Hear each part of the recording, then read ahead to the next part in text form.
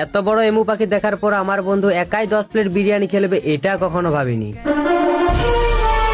Hello guys, আমি রাহুল। আজ আমি তোমাদেরকে নিয়ে যাব জয়পুরের বনলতা রিসোর্টে। তাই সকাল সকাল আমি আর আমার বন্ধুরা মিলে বেরিয়ে পড়লাম। চারপাশের ভিউটা দেখতে দেখতে পৌঁছে গেলাম বনলতা রিসোর্ট। আর ঢোকার সাথে সাথে দেখতে পেয়ে গেলাম সাদা ঘোড়ার গাড়ি, দেখতে পেয়ে গেলাম বিভিন্ন ফুলের বাগান। এখানে গোলাপ, গাঁদা থেকে শুরু করে সব রকমের ফুল রয়েছে। আর এখানে বাচ্চাদের খেলার জন্য দোলনা থেকে শুরু করে অনেক কিছুই রয়েছে। তারপর চলে এলাম এমু পাখি দেখতে। আর পাখিগুলো দূর থেকে দেখতে অনেকটাই সুন্দর লাগছিল। তারপর চলে এলাম আমেরিকান টার্কি পাখি দেখতে।